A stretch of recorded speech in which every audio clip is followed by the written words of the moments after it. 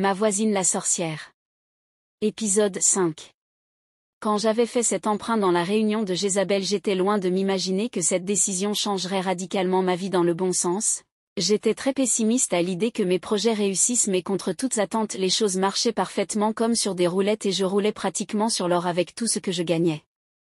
Alors ma situation financière était devenue stable, ma situation amoureuse quant à elle ne cessait de se détériorer, c'est pourquoi j'avais décidé de discuter de mes projets avec mon mari. Je ne voulais pas le perdre car si je faisais tout ça c'était pour que nous soyons heureux tous ensemble, mais j'avais l'impression que mes actions n'avaient pas l'effet escompté. Un soir du retour du marché, j'ai entamé une conversation avec mon mari dans le but d'estomper les tensions qu'il y avait entre nous. Yolande, chérie, je suis en train de garder l'argent pour qu'on achète notre propre terrain. Tu sais, il faut déjà que nous allons notre propre domicile car la location nous prend beaucoup trop d'argent. Aimé, ok. Yolande, c'est tout ce que tu as à dire? Aimé, qu'est-ce que tu veux que je te dise de plus? Yolande, je croyais avoir plus d'enthousiasme de ta part, mais tu fais preuve d'une indifférence totale à ce que je te dis, pourtant c'est très important. Aimé, t'ai-je dit que cela ne me tenait pas à cœur? Mais vu que dans cette maison c'est désormais toi qui tiens les commandes et qui décide de tout, alors vaille. Tu veux être la maîtresse des lieux, tant mieux. Yolande, mais pourquoi tu réagis ainsi, Aimé? Pourquoi tu prends les choses sous cet angle? Tout ce que je fais c'est pour aider notre famille, y compris mes parents au village. Grâce à ce petit travail je peux aisément m'occuper des besoins des enfants et les petits problèmes de la maison, mais je ne comprends pas ce qui te vexe autant. Dis-moi ce qui ne va pas. Es-tu jaloux du fait que je me débrouille déjà aussi de mon propre chef pour gagner de l'argent? Aimé, moi jaloux de toi? Mais tu es complètement folle. C'est juste que désormais ton marché est plus importante que tes propres enfants. Tu t'en vas au marché très tôt pour rentrer très tard, tu as à peine le temps de t'occuper d'eux et c'est la voisine qui vient le faire à ta place, tu t'en rends compte? Tu vas devoir faire un choix, soit ton commerce, soit ta famille, car je ne vais pas longtemps supporter ce comportement venant de toi. Yolande, oui, tu as raison sur certains points, mais que veux-tu que je fasse? Je fais du mieux que je peux et Dieu seul sait que c'est pour mes enfants que je fais tout ça. Que veux-tu que je fasse? Que je reste les bras croisés à la maison sans rien faire? Aimé, pourquoi pas? Quand tu restais à la maison à t'occuper des enfants, de quoi tu manquais? Yolande, alors c'est ce destin triste que tu veux pour moi? Que je reste juste à la maison m'occuper des enfants?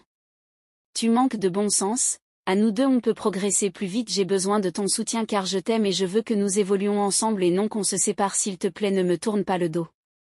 Aimé, désolé mais tant que tu ne voudras pas marcher comme je le veux, toi et moi nous pourrons pas être sur la même longueur d'onde, c'est à toi de faire le choix. Soit tu abandonnes tout ça et tu restes à la maison t'occuper des enfants, soit tu vas me perdre définitivement. Yolande, je t'en prie ne me fais pas ça. Ne me mets pas dans cette position s'il te plaît. Aimé, c'est pourtant un ultimatum que je te donne et si tu ne reviens pas très vite à la raison je me verrai dans l'obligation de prendre une décision radicale. Après m'avoir mise dans un dilemme inqualifiable, Aimé m'avait une fois de plus tourné le dos me laissant perdu et complètement abasourdi. D'un côté je voulais faire honneur à mon mari en l'obéissant, mais de l'autre côté je voulais parvenir à la réalisation de mes projets. Après une nuit de réflexion et d'insomnie j'avais pris une décision. Oui, j'aimais mon mari, oui, je voulais qu'on redevienne complices comme on l'était avant, mais je ne pouvais pas le laisser constituer un obstacle à mon épanouissement personnel.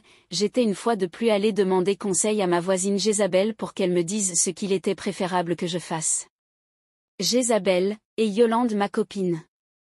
Enfin tu viens me rendre visite chez moi. Yolande, excuse-moi ma copine, mais je suis tellement prise ces derniers temps par les affaires, je n'ai même pas une minute à moi.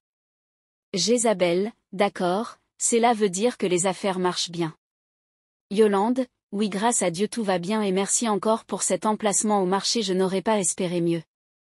Jézabel, je t'en prie ma copine, mais dis-moi qu'est-ce qui t'amène?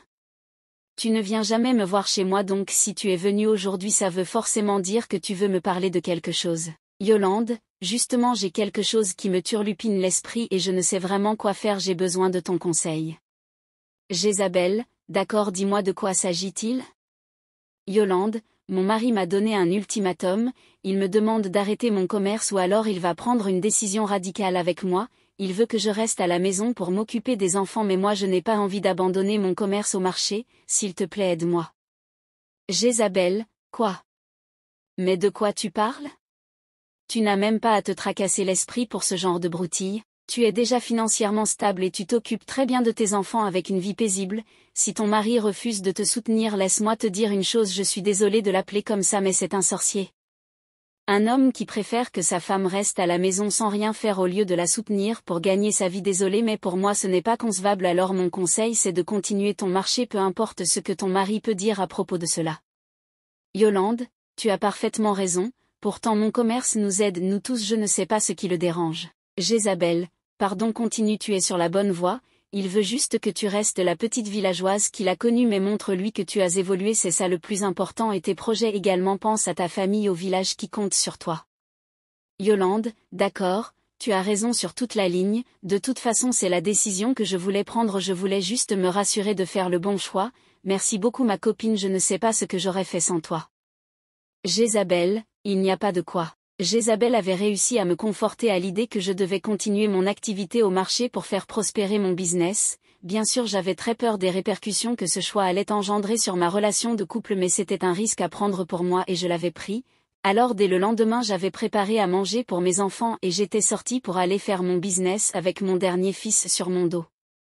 Alors que Yolande avait décidé de continuer son commerce au marché suivant les conseils que lui avait donnés Jézabel. Cette dernière était loin de se douter que derrière son dos cette même Jézabel allait semer le doute dans l'esprit de son mari quand elle se rendait chez elle. Elle prenait la peine de laver les enfants, faire le ménage et parfois à manger, et tout cela devant les yeux du mari de Yolande qui était médusé. Elle allait jusqu'à le raconter des choses qui discréditaient Yolande aux yeux de son mari. Jézabel, tu sais, Yolande n'est pas une mauvaise fille mais elle est juste très cupide, l'appât du gain est plus important pour elle que ses enfants et c'est vraiment dommage. Je le lui ai déjà dit à plusieurs reprises de prendre plus soin de toi et les enfants mais elle ne m'écoute pas, tout ce qui compte pour elle c'est l'argent, mais voilà, moi je ne peux pas voir les enfants souffrir, c'est pourquoi je viens l'aider de temps à autre.